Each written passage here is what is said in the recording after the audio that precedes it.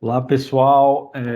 Estamos aqui de volta com nossa série de vídeos sobre o alinhamento das regras brasileiras de preço de transferência com o padrão internacional. Hoje a gente tem um assunto um pouco diferente do que a gente costuma tratar, porque hoje a gente vai falar um pouco de maneira um pouco mais ampla sobre tributação internacional.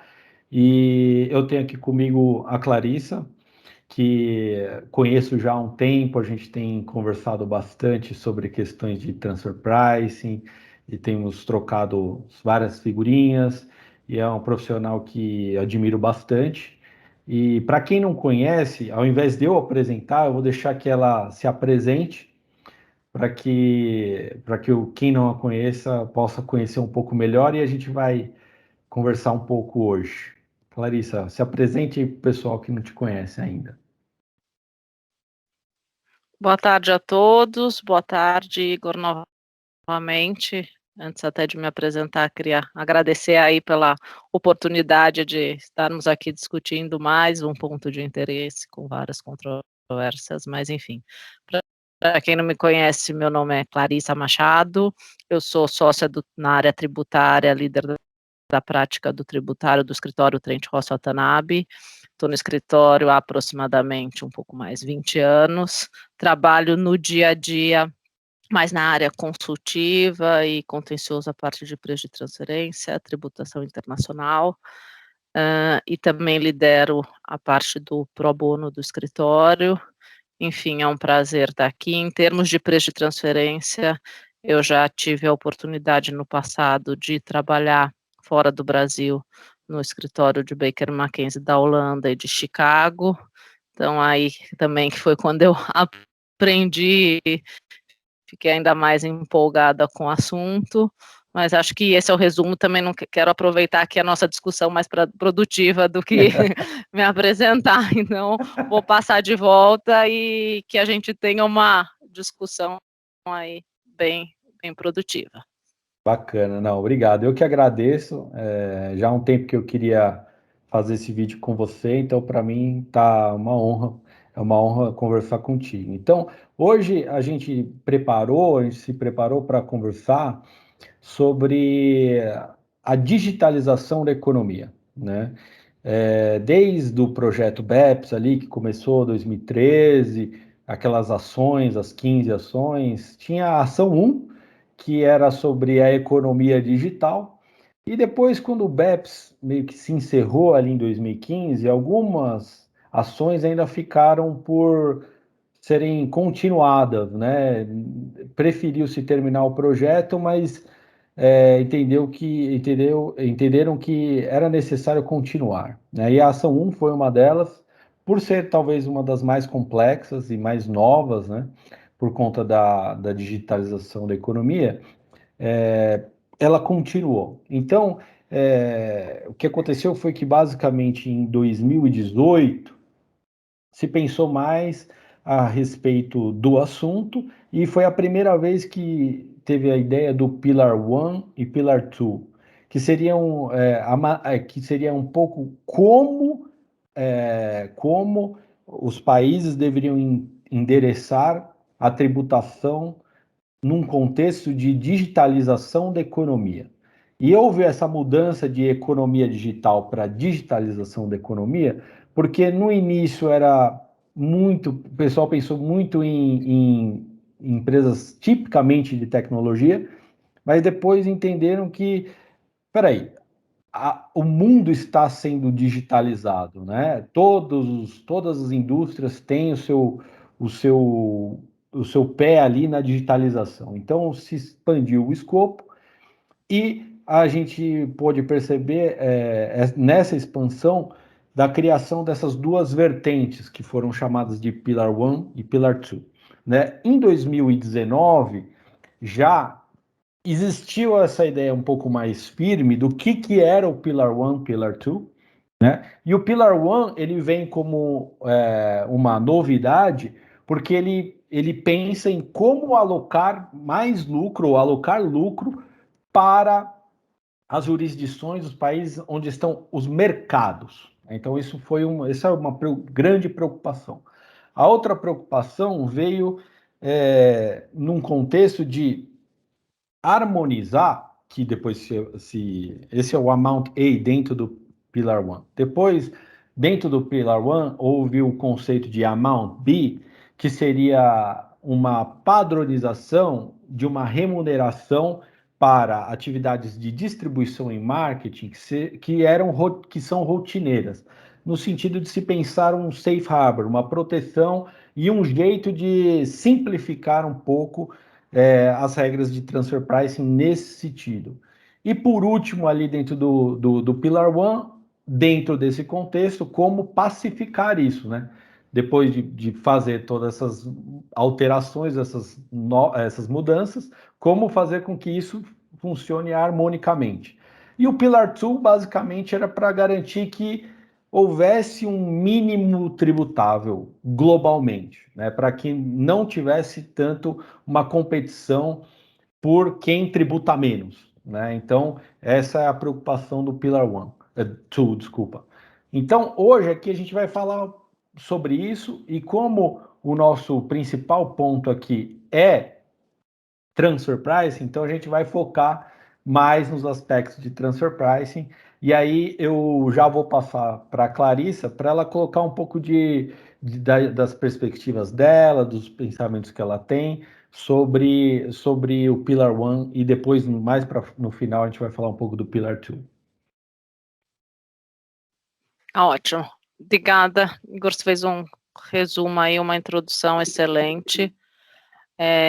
Acho que para nós começarmos aqui a discussão, eu vou me permitir voltar um pouquinho, e acho que, como você disse, o objetivo aqui é discutir um pouquinho o Pilar 1 e o Pilar 2, para ver o que ele pode nos afetar, sabendo que a gente já parte de uma premissa que o Brasil, eu até brinquei quando a gente discutiu, tem uma legislação de preço de transferência, que a gente brinca jabuticaba, porque ela é diferente de todos, mas então a gente já parte de uma premissa diferente. Então, esqueceria neste primeiro momento a legislação brasileira. Vamos falar o que está por trás do Pillar 1 e Pillar 2, e aí depois a gente faz a comparação de como a gente acha que vai ter essa interface com o Brasil.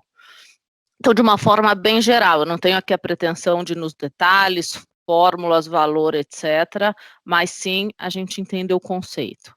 Então, estávamos em um mundo, né, há alguns anos, no ponto nexo. Nexo, eu acho que é o term of art aqui para nós.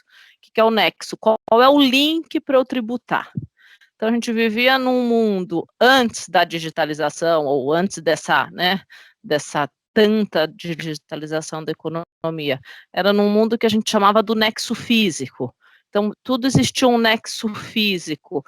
Era até num primeiro momento uma visualização mais fácil. Então, onde você vai tributar? Você precisaria entender, ok, lembra do CDR, famoso tripé, riscos tomados, funções desenvolvidas e ativos usados. Então, toda essa análise econômica para ver qual o lucro tributar em qual lugar, estava muito linkado ao nexo físico, ou seja, onde é que está a empresa, onde é que está a sede. Aí teve uma evolução um pouquinho, cadê a propriedade intelectual, onde é que ela está, porque eu também tenho que remunerar o intangível, e aí você tinha um pouquinho de planejamento, dentro de um contexto normal de business, um planejamento lícito de você ver onde fazia sentido você ter o seu IP, e aí se desenvolvia. O que aconteceu? O mundo mudou. Você tinha estabelecimento permanente também focado em presença física, então eu vou brincar, era muito no olhar. Aí o que aconteceu? O mundo mudou, as coisas evoluíram e hoje você não precisa mais ter uma regra geral, uma presença física para desenvolver um business, e seja ele até um business de vender coisas tangíveis, não necessariamente precisa ser um desenvolvimento de software, mas se você vender um intangível, você tem um marketplace, então a gente mudou. Aí falaram, vamos continuar deixando todo o lucro tributável onde o mercado consumidor tem um papel importante, ele tem que ter direito a tributar alguma coisa até para se equalizar. Porque o que aconteceu? O mercado consumidor, né, as jurisdições onde você tinha o mercado consumidor, todos, e de uma forma leal, eu até acho, claro, eu também quero um pedaço da tributação. E aí você vê várias tributações de imposto de renda na fonte, tributações de indiretos e até mais recentemente o Digital Service Tax. Só que são medidas unilaterais, que aí você distorce. Então, não quero aqui me alongar muito, mas considerando toda essa visão global, o que foi esse pedaço, né, da Action 1, do Pilar 1, Pilar 2? Vamos todo mundo concordar qual é o, mais ou menos, né? Qual é o pedaço de cada um? Estamos de acordo que temos que dar um pedaço da tributação para a jurisdição onde tem um consumidor, e que eles criaram, né, esse novo nexo, até estou olhando aqui o nome, eles falaram Special Purpose Nexus Rule, quer dizer, é o nexo do mercado consumidor, é a jurisdição de mercado. E aí, dentro deste contexto, e de uma forma até para tentar rebater as medidas unilaterais que podem causar distorção, e ao mesmo tempo a ideia de você tentar mitigar a tributação, o que diz o Pilar One de uma forma muito prática? Ele diz determinadas empresas, aí tem todas as regras que cada um pode ler, matemática, tem que ter 20 nesse primeiro momento eles entendem pelo que tudo que eu li, que vão pegar 100 maiores empresas.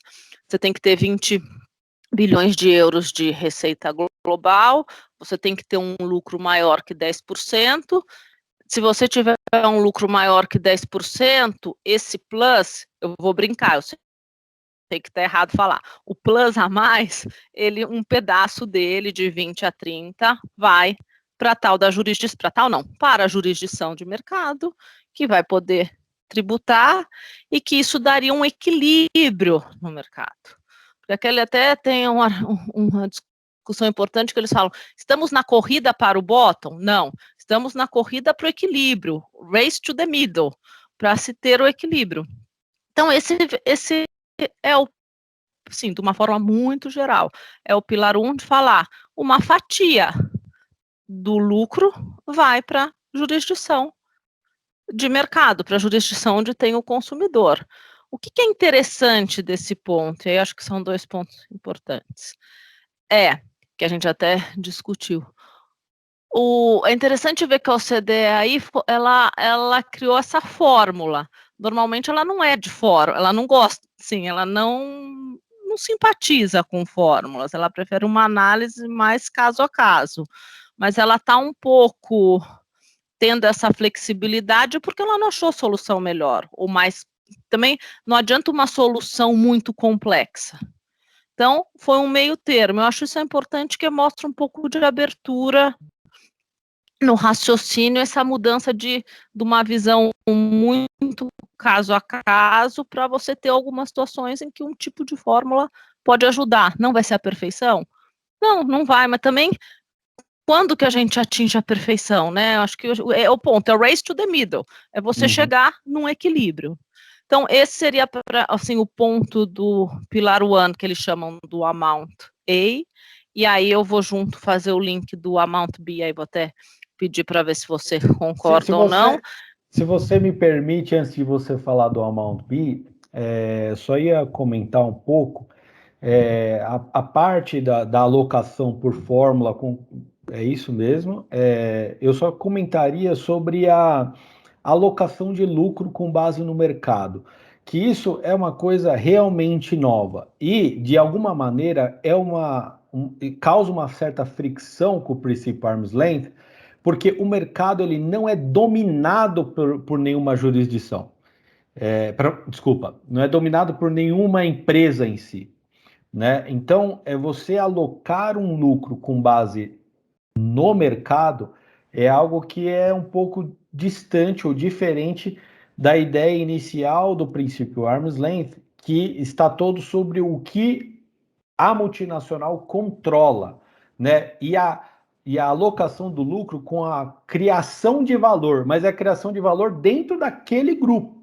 E o grupo não domina o mercado, né? Então, para mim, do ponto de vista de transfer pricing, esse foi o maior pulo, porque isso é alienígena, vamos dizer assim, ao TP, mas também tá pegando parte da alocação do lucro, que é o cerne do TP. Então tem um cross, né? E foi pensado dentro do Amount A como não dar o double counting, né? Que é aquele que é quando já tem um lucro alocado para aquela jurisdição e com Amount A, será que não vai contar duas vezes? Porque já tem um lucro lá, você vai colocar mais lucro, né? Então tem ali também um mecanismo para tentar harmonizar com as regras de TP e não ter um overlapping.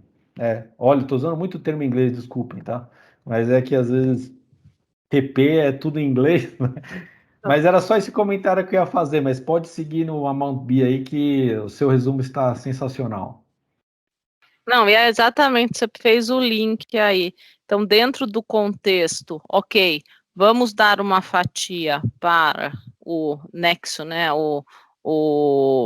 a jurisdição de mercado, também você vai no contraponto, acho que é isso que você dizer. Também não podemos dar uma fatia muito grande, né, que não, sim, precisa ser alguma coisa razoável. E se este lugar, essa jurisdição de mercado, já estiver ganhando um lucro em relação a esse negócio, como ela estaria ganhando um lucro em relação a esse negócio? Seja com uma presença física ou não, ou cobrando alguma coisa que normalmente eles chamam, né, do marketing and distribution profits, ou market distribution fee. Então, qual é, assim, como a gente vê, se a gente agora fizer um pouquinho, mudar aqui para o Brasil ou qualquer situação, às vezes na jurisdição de mercado, você pode ter uma presença física ou não, mas ela está recebendo algum FII lá, ou por fazer marketing, e aí você continua com a transação sem envolver diretamente do ponto de vista formal a jurisdição de mercado, ou eventualmente você até envolve a jurisdição de mercado com, a gente chama, né, no jargão, modelo do resale local, porque o consumidor quer comprar do Brasil, e aí você tem uma atividade de CDE, ser distribuição ou ser marketing, não, entre aspas, não faz tanta diferença, porque eles querem olhar na análise da essência, mas quando a gente agora transportando aqui para o Brasil, a gente sabe que faz uma grande diferença se você, tendo uma subsidiária aqui, uma filial, que quer que seja, se você simplesmente está prestando serviço de marketing, e do ponto de vista formal, e aí está tributando, por hipótese, o mais comum, custo mais 15, ou se você está fazendo realmente uma importação para revenda, ainda no mercado, né, na digitalização da economia, e aí você tem que aplicar um PRL, alguma coisa, mas você está trazendo um lucro para a jurisdição local. Então, o pilar 1 tenta fechar isso falando, vamos olhar, eles chamam de safe harbor do marketing e distribution, só que esse safe harbor vai valer como um cap. Então, até lá, você ganha. Se você não estiver cobrando nada, eu vou te dar a sua fatia. Se você estiver cobrando um pouquinho, vou te dar mais um pouquinho. Se você já estiver cobrando muito, não vai ter né, o duplo, não duplo benefício que é errado, mas o duplo lucro a ser tributado na jurisdição local. E acho que aí é que a gente faz um pouquinho de interface com a legislação de TP no Brasil, que eu brinco, é de uma forma, acho que não é nem positiva nem negativa, acho que é neutra, que é a jabuticaba, é que o Brasil, de fato, tem as margens fixas, e é bem comum no Brasil você ter esta presença, até por uma demanda local, pela própria regulamentação cambial. Normalmente um cliente que é um fornecedor brasileiro, ele, quem for, óbvio, tem as situações que compra direto do exterior, mas eu acho que se, assumindo, agora evoluindo um pouquinho na nossa discussão, de uma forma aqui teórica ou prática, o que quer que seja. Vamos assumir que o pilar 1 vai para frente, né? A ideia é que tenha mais para que ele seja efetivo a partir de 2023 e que o Brasil até lá não mude para o OCDE ou mude, mas como que vai funcionar? Aí, de fato, será que o Brasil vai? O Brasil tem um PIB enorme, é um mercado consumidor enorme, a nosso raciocínio, pelo menos na razoabilidade, foi, vai ter lucro para o Brasil tributar. Porém, não é uma análise tão simples, a gente vai ter que ver o que o Brasil já está tributando, para somar e não dar duas vezes, né? Eu não sei se você quer fazer algum comentário, mas eu acho que olhando o Pillar One, acho que todo o raciocínio é importante. O que eu só queria fazer um outro comentário até antes de passar, ou a gente rapidinho fechar o Pilar, falar do Pilar 2, é que o que existe por trás disso é, de novo, você race to the middle, equilibrar, mas aí existe pelo menos em termos de princípios, que procedimentos unilaterais não devem acontecer. Então aí a gente vai começar numa outra discussão do Digital Service Tax, que não deveria acontecer. Se a gente for olhar para o Brasil, tanto que o Brasil tem de tributação na fonte, como é que será que isso vai conversar com esse princípio de dividir de uma forma razoável? O Brasil vai poder ganhar este lucro, entenda, tributar, e ao mesmo tempo continuar com PIS, COFINS, importação, ISS, ICMS, IPI, todas. Eu acho que isso eu acho que é muito prematura a discussão nesse momento, e nós temos, inclusive, projeto de lei para Digital Services, e a gente sabe que a América Latina, muitos países já têm. Então, eu acho que aí vai ter uma discussão bem mais complexa de como atingir o equilíbrio, porque se fosse só IR, acho que daria mais fácil. Perfeito. Não, acho que é isso mesmo.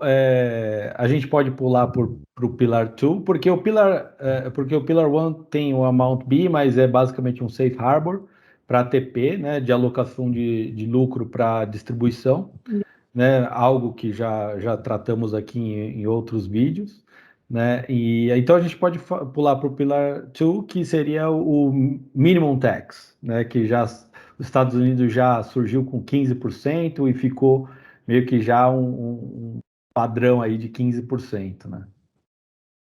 Exatamente, acho que você tem toda a razão. O Pilar 2, o Amount B está dentro desse contexto de não tributar, ganhar duas vezes ou tributar duas vezes, mas indo para o Pilar 2, acho que qual é o raciocínio? O Pilar 2 é o complemento, é para você tentar fechar uma das brechas do Pilar 1, porque também não adianta você falar para a jurisdição de mercado, você pode tributar, e a jurisdição, não é que não adianta, mas o que poderia acontecer em tese?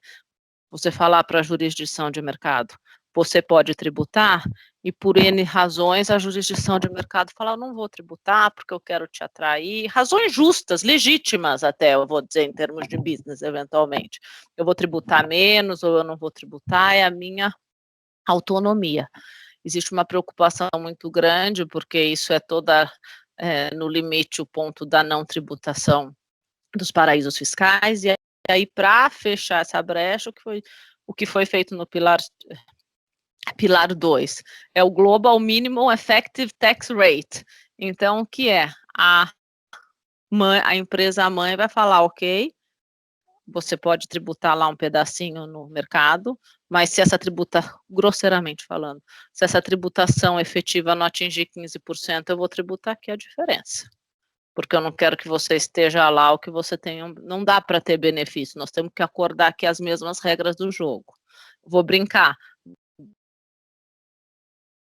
trazendo para o Brasil, não dá para ter uma a gente precisa acordar nas regras da partida, então, ou você tributa, se você não tributar, eu irei tributar. Então, a empresa não vai ter esta vantagem tributária, porque nós estamos falando de uma decisão multilateral em que vai afetar todos. Eu me permito dizer que o Brasil e vários outros, de alguma forma, eles já, né, o Brasil olhando um pouquinho com as regras de CFC dele, que ele fala para tributar no final do ano, o lucro do exterior, a 34, com direito ao crédito, em termos de princípio, não é muito diferente, porque ele está falando, você quer ter, por exemplo, uma multinacional brasileira, você quer ter atividades fora do país? Você tem, isso foi legítimo, mas tem que ser por razões de business, não tributação. Não estou entrando aqui em discussão de tratado, de ferimento de tributação, senão a gente vai fugir ao que a gente está discutindo, mas eu acho que quando a gente, né, vamos aqui, né, a gente vai ficar 3 horas, mas falando aqui do Pilar 2 é para ele fechar no sentido, acordamos a regra, então todo mundo vai ter uma tributação mínima, e também não tente planejar em dar mais dedutibilidade ou não, que eu também vou olhar para isso, em termos de Perfeito. regra. Acho que, assim, acho que quando a gente olha de princípio, faz todo sentido, em que você está tentando, né, trazer todo mundo para o mesmo patamar.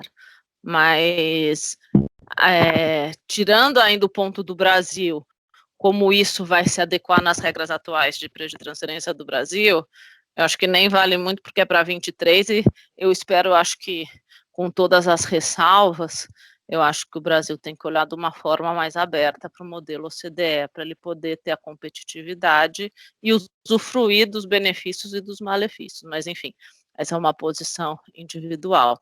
Mas eu acho que, em termos de princípio, eu acho que realmente o ponto principal é esse nexo de mercado, como alocar o ponto de uma fórmula e como fazer isso funcionar, né? Para você não ter, que é sempre a discussão de OCDE de qualquer lugar. O que você quer evitar?